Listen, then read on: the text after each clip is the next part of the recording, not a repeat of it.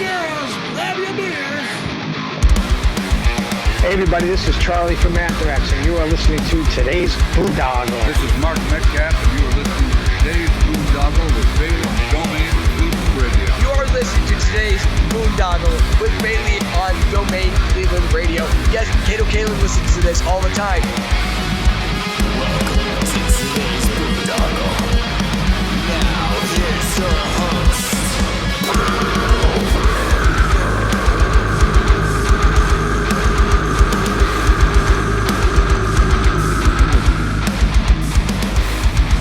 I am Monty Heath, so one Heath, and you are listening to today's Boondoggle. Hey, what's up? It's John from Skillet, and you are listening to today's Boondoggle on Domain Cleveland Radio. Fasten your seatbelts.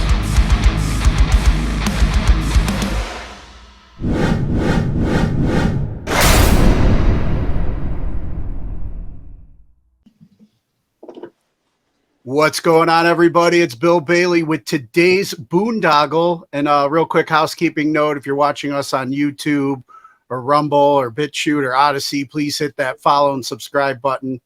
If you're listening to us on Apple, Spotify, Google, whatever podcast platform you utilize, please hit that follow and subscribe button so we can continue to bring you conversations like the one I'm bringing you today, talking with Jason Neil from the band Mind Incision. What's going on, man? What's up? How's it going, everybody? Good, man. Good. So yeah, there's a lot I want to chat with you about, but when I have somebody on for the first time, I like to get a quick background. So do you remember originally what you wanted to be when you grew up? No, not originally. I guess that would have been so many years ago. Who knows? I mean, all kids want to be cops and firemen and all that when they're growing up. But when I was getting to about 11 years old is when I decided I wanted to be in a band and be a musician and start learning how to play some serious instruments. I started with like band stuff and trumpet and, the bass drum and all that. But then I got into piano at about 12 years old and learned that pretty good. And I got really good at that, and that kind of taught me rhythm and percussion and lead and everything. So, and then obviously how to read music. So from there, I moved to guitar and singing. And I guess once the new metal wave hit in the late 90s, I decided that's what I wanted to do. Nice. And who were some of your, other than, band in school and stuff, but what were some of your earliest influences to start like performing and, reading notes and writing your own? All the greats, man. Black Sabbath, Megadeth, Metallica, Motley Crue. And then I think once that interested me, so I was like, man, this is great. Once I got into like Marilyn Manson and Nine Inch Nails and then they started doing like Stone Temple Pilots and Nirvana, the grunge scene hit and all that. That's when I really decided I want to be a part of a band. So my biggest influences in music are mostly new metal influences: Chad Gray, Corey Taylor, Slipknot, System of a Down, American Head Charge, stuff like that. Just some of my favorite bands. But yeah, that's kind of how it went for me. And then what was like the transition like from, playing band in school and then, finding some like-minded friends and starting to play in bands locally? That was a huge transition. I quit school band probably in 8th grade. And by the time I got to high school is when I decided I wanted to be a part of a band, started hanging out with other bands that were doing stuff like there was a local band here in my hometown called Skinned. They're a death metal band. A couple of my friends were in it. They made it pretty big and still tour around the world these days and everything. And that was kind of probably my biggest influence for doing local band stuff and finding musicians that were like-minded and things like that. And so I would say that was probably around 1995 or so. And where is your hometown and what was the local scene like there? The hometown's Loveland, Colorado. Grew up here since I was 3. I was born in Medina, Ohio, but I moved here when I was 3. And then, Nice. yeah, so then, I mean, the local scene here was huge in the late 90s and early 2000s, before there were like 50,000 bands across the state trying to do the same thing. It just got too saturated, and the talent started to really stick out, and only certain bands got big and things like that. I mean, I would imagine it's pretty much the same in any area at this point in time.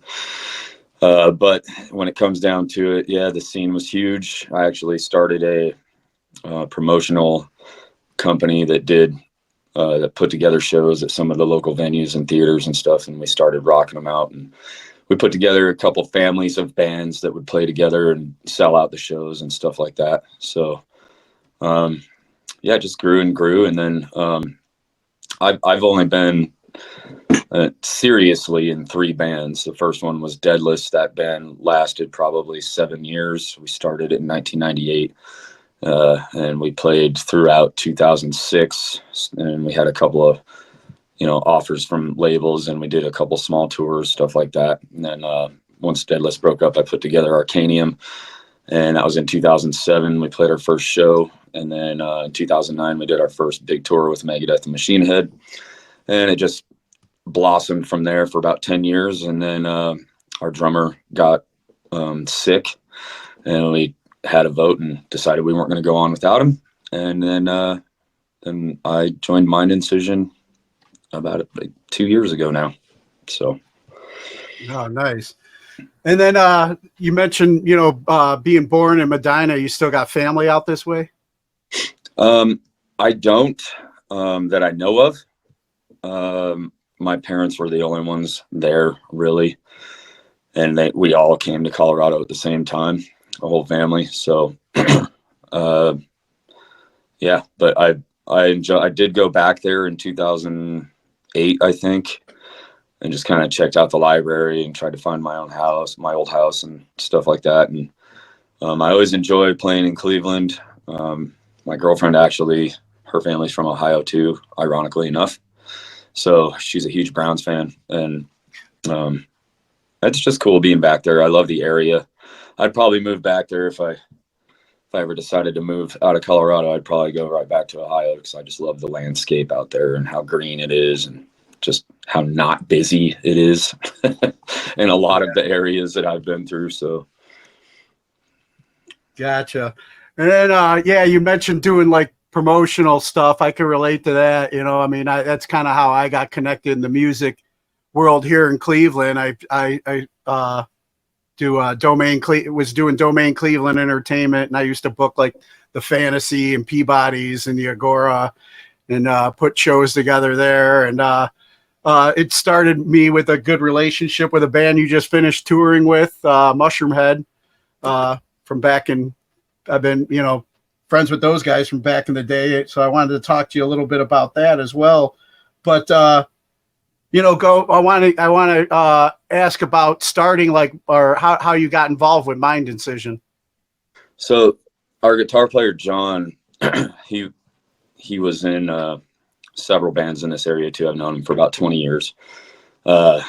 And he was doing Mind Incision as a solo project when I first heard about it. And he was looking for vocalists to do guest vocal spots on there. And I hit him up and said, hey man, I'll do a guest vocal spot with you. And he was like, shut up, no way. Cause he knows my past and everything I've done in the music industry and stuff. So he was really excited to hear from me. And he ended up putting some musicians together, and he called me and said, hey man, I'm looking for an actual full-time vocalist. And I said, well, guess what? I ain't doing shit. So let's go. So we got together, we wrote the first song, was Aneurysm of a Narcissist, and it just worked. It all just fell together. So it was me and him and Kyle at first. And then we added Kelly and Joel later. I think Joel came into the band last September, so we've only had a solidified lineup for just over a year. And yeah, it kind of fell together really quick. My old manager from Arcanium, peeked his head in the door and said, hey, I'd really like to get a piece of this. And I was like, man, I mean, we've been friends for a long time. You really helped me out back in the day with my old band. So I was like, yeah, jump on board. Let's go. So here we are about a year later. We've already completed a full-scale European tour, and we just got off tour with Mushroomhead, and we're about to go back out again with Tommy Vext here in like a few days. So now I'm always curious. I don't know if you're the guy to ask, but I'm always curious about band names and how they come together. What was the inspiration for Mind Incision? So again, John's thing, but I do have the answer for you. He got it through a dream. He was dreaming about. He can't really explain it very well, but what it comes down to is mind control through sound waves. And so it just came to him one day, Mind Incision. And then what we did is we designed our merchandise to reflect that. So on some of our shirts, you'll see like a skull that has a sound wave going through it. That sound wave is actually one of our songs. We have another shirt that has like this storm face that's like a profile, and through that head as well there's a sound wave, which is another one of our songs. So that's kind of what it means. Nice. Yeah, sometimes on this podcast I like to get people on and we go along the whole conspiracy theory wave, and talk a little bit about stuff similar to that, like the 5G towers and all, go all kinds of different ways. But yeah, I had a friend of mine that, they talk about why a lot of the old churches are burning down because of the bells and the sound of the bells and the healing properties of certain sound waves and stuff like that. And how like a few years, I forget when it was, like they say the CIA got involved with the music industry and they started changing the tunes and the frequencies to make people more like depressed and low, So I'm all about that. I've heard about a lot of that as well. The thing with ours is what we do at least once a year. Basically, we'll take a subject that needs attention in the U.S. or in the world, and we'll write a song around that needs awareness, And then a good example of that is The Awakening. We put it out as soon as we had Joel join the band last September. That song is dedicated to teens who suffer from thoughts of suicide and self-harming. And we put it out, obviously, in the suicide prevention month of September. And so mind control through sound wave is kind of what we're digging into there with the Mind Incision. A lot of people mess that up and think that we're talking about like cutting and brain surgery and shit, but that's not really what we're trying to express. We take lyrics mixed with our music and we make something that people can latch onto. And quite frankly, The Awakening has gotten a lot of attention, especially from kids. But what we found more interesting is that there's people our age that are still dealing with thoughts like that. And they've told us that we've saved their lives and helps them get through some of the hardest times. In fact, I just had a conversation with the gentleman that hit us up while we were on tour. He's like, man, that song, The Awakening, like it's the only thing keeping me together right now. And I kind of talked him through some down times and stuff, which that's what we do. We want to connect with the fans and we want to give them something to latch onto so that they feel like they're not alone in a world that's obviously devastating right now for several people. So the other one that we did was before that. It was right before Joel joined the band. Actually, I think it was in July of last year, and it's called 0230. It's for vets that fought for the country that suffer from PTSD and don't really receive the benefits that they deserve for fighting for this country. So we had a couple of friends of ours that are in the Army, and they came and gave us some footage of some war stuff, and they acted in the video as well. And it was a really heart-touching moment, I guess, for a lot of people. We play those two songs every time we play live, and we dedicate them to those people as well. So.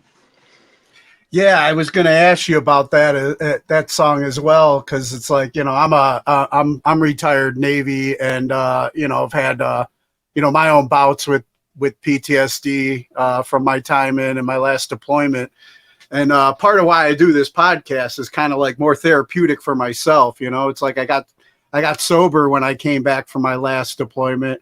And it's like, you know, Mushroomhead knew me back in the day when I was a train wreck and they put up with me, you know, but, you know, I 15 years sober now, but, you know, once you get sober, I don't have my crutch. So it's like I had to relearn how to like deal with crowds, deal with people, deal with, you know, communicating like we are right now. And this podcast has been kind of my journey in healing. And I've done a lot of outside research, you know, and things that I have veterans on here. And we talk about other programs out there that other vets can get help with. So I love when people are raising awareness and talking about that. And one of the things is like we were going back to what we were talking about, frequencies and sound, you know, just certain sounds and stuff for that healing. I always, when I go to bed at night, I always listen to like this Insight app, and I'll put something on and have it like, you know, either was his solfeggio frequencies or something like that, or, you know,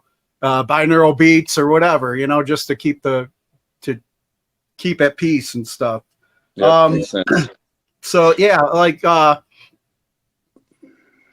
you talk a little bit more about 0230 and like, you know, what that, you know, I mean, you mentioned how you guys put that together, but what's that been like playing out, and what's the reception been like? We get a lot of reception from people who have fought or are currently fighting for the country on leave or whatever. People will come up and buy merch and talk to us, shake our hands, say that they really appreciate it, you know, and we thank them for their service and everything. And what I try to do is ask them about their benefits. You know, how are you getting VA benefits? Because we've heard so many horror stories about people who aren't, you know, like, are you able to buy a home? Are you homeless on the streets? I've seen so many people that fought for this country that are just on the streets and disabled, like not getting anything. And that makes no sense to me when we're, you know, shelling out trillions of dollars to other issues in the world. I think that we should be taking care of the vets here. And that's a huge problem.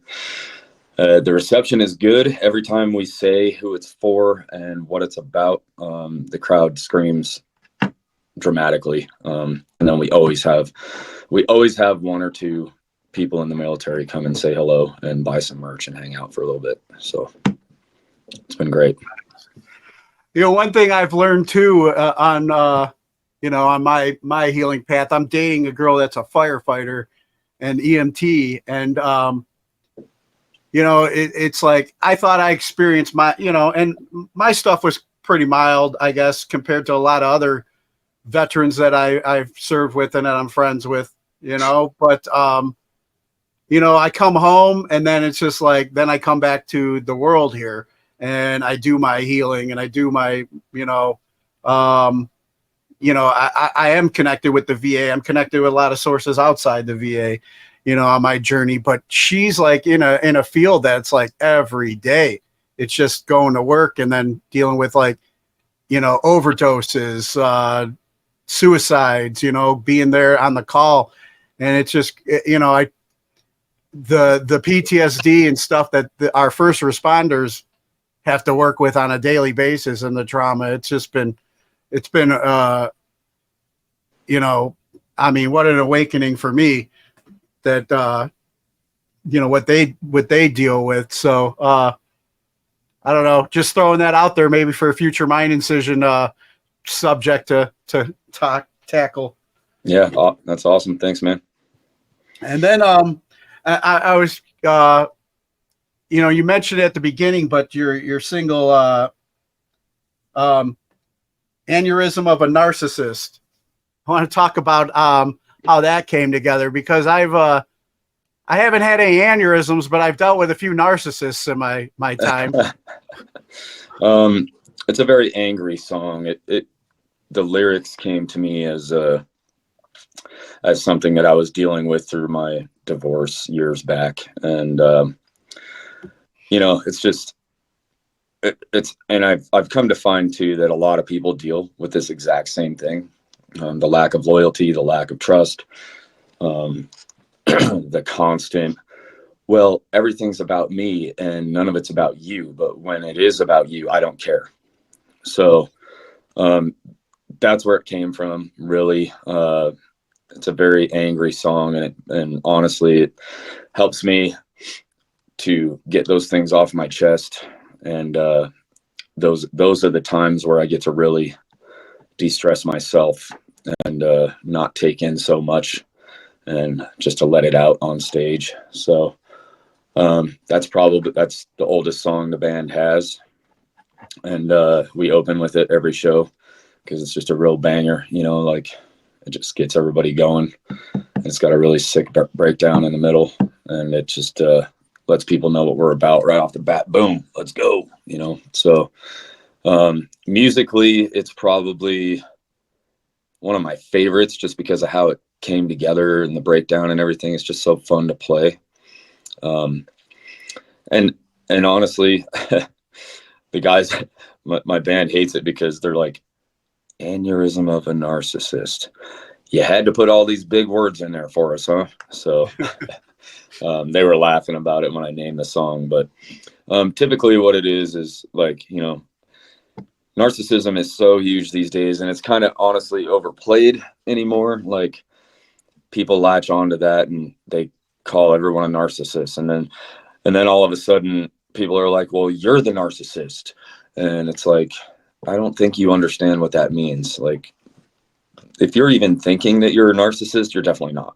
So let's just start there, But yeah, I guess for me, that whole song is very just violent and stress relieving, and it's something that I use to get warmed up and go on the stage and get my blood moving. So yeah, and probably kind of part of your healing journey too, just to get that out, Absolutely, yeah. And then I wanted to ask too about we were talking earlier about the frequencies. I don't know, what's the creative process like with you guys? And you try and does the band kind of like try and add things like that in, when they're tuning or writing music? No, not at all. We keep to a drop day tuning, and essentially the way that we write is we'll have guitar riffs, then we'll add some drums, and then we'll add some samples and keyboards and stuff like that. Get the bass on it, and then from there it goes to post-production, and that's where I'll come in and start placing lyrics, and then our producer will, kind of move things around or change the way the cadences are, stuff like that, and then we come out with a finished product. So, but yeah, as far as adding in any kind of those frequencies, we don't do that and haven't thought of that in these songs. Gotcha. And then, we mentioned a couple times already, you just finished touring with Mushroomhead. You guys got to play their infamous Halloween show this past weekend. Kind of, even though you don't have family here, I guess it was maybe a little bit of a homecoming for you. Yeah, it was a little nostalgic for sure. And it was by far the biggest show on the tour. It was sold out 2,500, I think. And I mean, it was incredible. We were received very well. There's a lot of video and a lot of recordings of that show from the crowd, and they post on our socials and stuff. And it was awesome. And the guys in Mushroomhead are all really cool. It was just a really good tour all the way around. The entire tour was basically sold out. I think there were 2 shows that weren't, but the rest of the tour was sold out. It was incredible. And as the opening band, we were told several times, like, I can't believe you guys are the opening band. Like, you're destroying it out here. You're killing it. And we were like, well, thanks. Buy some merch. Let's go. We'll see you soon. So I think we're being received really well. We're definitely making a name for ourselves coming from Europe. First tour doing in Europe, and then coming here and just banging out another 60 days. It's definitely putting us on the map. So I'm excited to see what next year brings. We've already got some things in the works. So nice. And you said you're pretty well received with the guys in Mushroomhead. Oh yeah, they absolutely love us. I mean, Joe Gall, I hope I said that right. He's their guitar player, stage right guitar player, and he bought a hoodie. He sat and watched our sound check several times. He hung out with us a lot. Their drummer Aiden, so cool. Young kid, man, such a badass drummer. I love that dude. Yeah, he went to school with my daughters. Yeah, very, very, very, very good drummer. Super cool kid. Got to hang out with him quite a bit as well. Jackie Laponza, she is such a beautiful singer. I have nothing but respect for her, and of course Skinny and all the other guys, man. It was such a great tour to be on. Same with the guys in Upon a Burning Body. Very, very welcoming people. Super cool to hang out with. Just amazing tour. The guys in There Is No Us were also cool. They were kind of our touring buddies because we're the opening bands, and it was their first tour, I believe they said as well. So we got to know everybody really well, and it was just really the camaraderie throughout the whole thing was just so cool. So it was a really good tour. Yeah, that's cool. Yeah, I go way back with Skinny. I mean, we had kids around the same time frame, and we used to go to each other's kids' birthday parties and stuff like that. And nice. So yeah, it's good to see I'm still out there doing it. A lot of changes over the years, but what? They sound benefit of throwing on mask, I guess.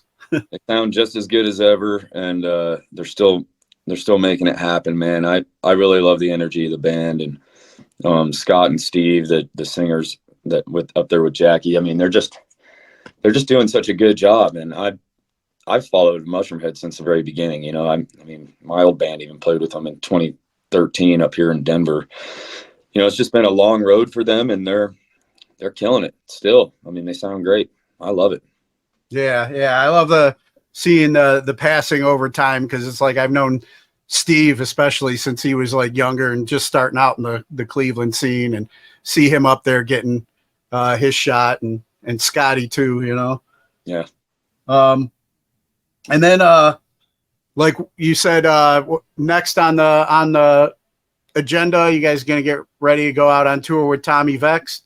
Yeah, so we start that tour. It's Tommy Vext, Mind Incision, and Makes My Blood Dance. We're flip-flopping direct supports with Makes My Blood Dance.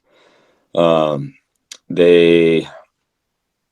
our first show, they started on November 2nd, which is Saturday. Our first show with them will be here in Denver on November 3rd at the Rick House. And that's pretty much where that's going to start. And then we're out until December 3rd. Nice. Yeah, Tommy's a good dude too, man. Looking forward. Hopefully you guys get back near Cleveland or whatever on that one. So I think, let's see. I think we got Detroit, we got Hobart, Indiana. It's hard for me to remember off the top of my head exactly where it is, but those dates are listed on our website if anybody wants to check that out. I know that we're going to have repeat offenders. There's several people that told us that they're coming to see us again because we just blew them away, and I'm really excited about that. So, yeah, I was at the gym earlier today. I ran into a good friend of mine that was at the show Saturday with his daughter, and he said you guys killed it, and he showed me a picture of his daughter with you guys, at the merch booth afterwards. So nice. I know they picked up some stuff. We're supportive. So he said we got to get these guys on the festivals. Yeah. So let's go. Hopefully we can connect you with at least maybe my buddy Dan Jansen at Incarceration, and get you guys on a future one of those or something. I think I remember speaking with him actually, because he said the same thing. So. Oh, nice. Yeah. Nice. And then as far as I mean, you got the the tour coming up with Tommy Vext, but what else is next with the band, and any writing new material? And so we are going to be on a writing hiatus for about the next 5 months, unless something that we just can't pass up comes along. We do have plans for next summer, but I cannot announce those yet.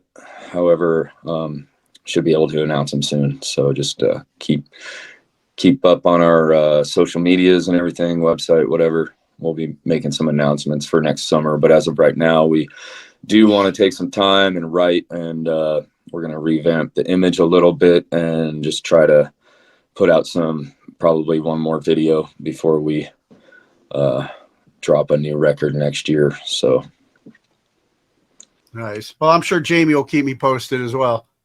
I'm sure she will. She's incredible.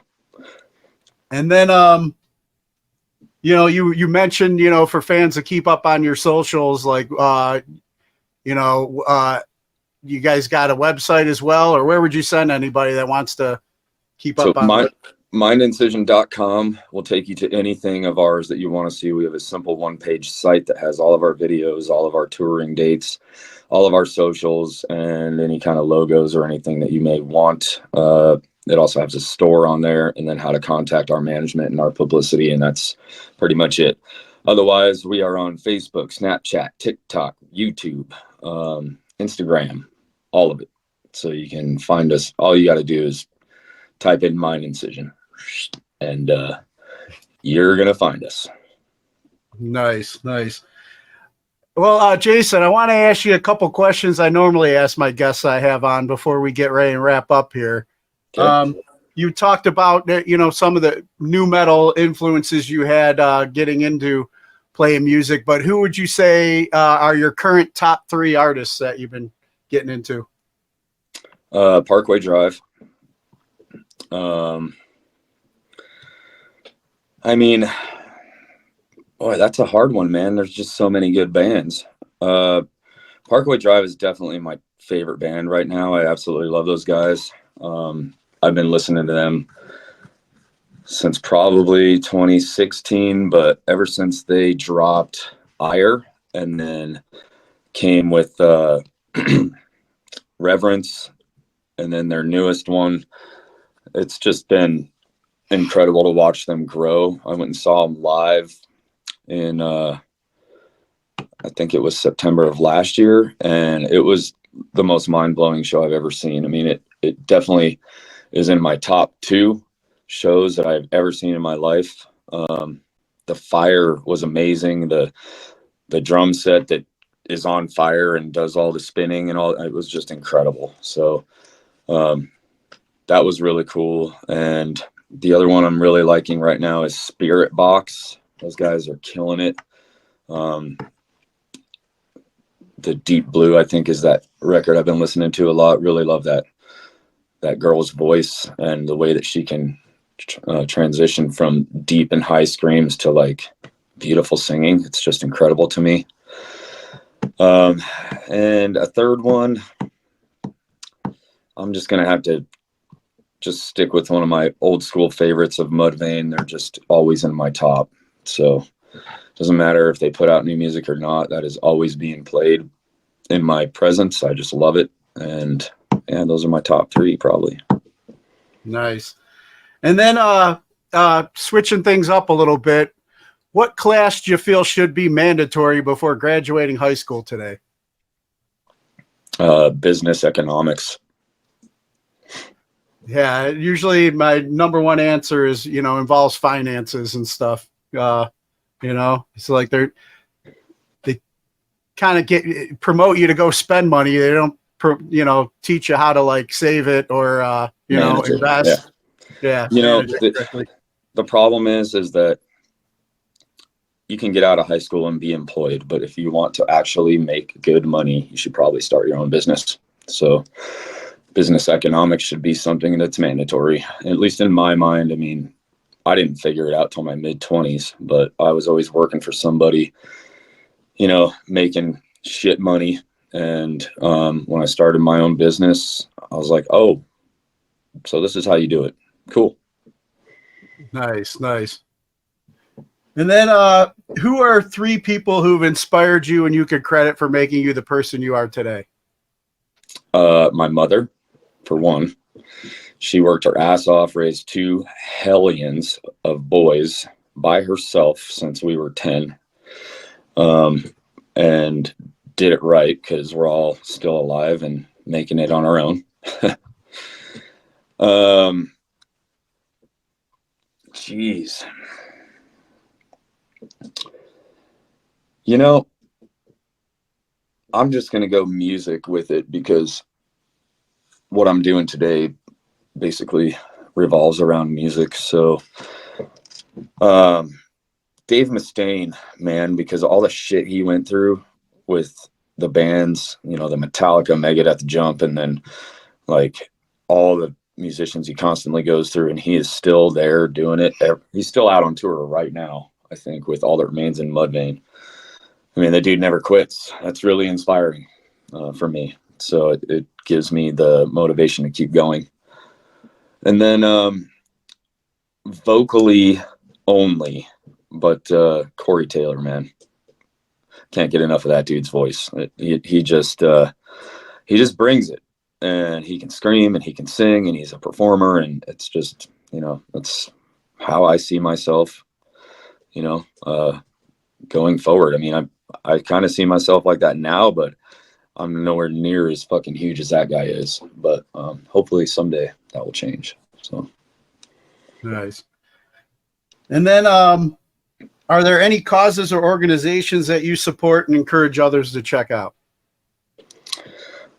Yeah, you know, the suicide awareness. I wish I had this written down, but the suicide awareness people, I can't remember the name of the organization off the top of my head, but we spoke with them when it came down to releasing The Awakening, and they just asked us to use the 988 dial instead of them directly because they weren't sure how much publicity that was going to get, and they didn't know if they could handle the volume, whereas 988 will just push you off to whatever's local to you.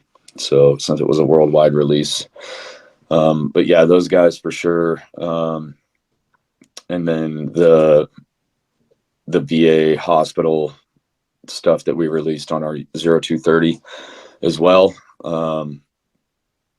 And just so everybody knows, I fucking hate cancer. So everything that's cancer awareness, I wear the ribbons and I support on a constant. Whether it's breast cancer, brain cancer, whatever kind of cancer, all of it, fuck cancer, and let's fight against it. So if you want to donate money to anything, donate it to that so we can save lives. Nice. And then on a cheerier note, favorite toy as a child? Ooh, dude. Video game or non-video game? I'd say non-video game. More hands-on. The Castle Grayskull He-Man set, like the whole thing. I had the whole castle when I was like 7, and that thing was awesome. And I had He-Man and the Panther and all the little action figures, and all I did was play with that until Nintendo came out, and then that's all I did. Nice.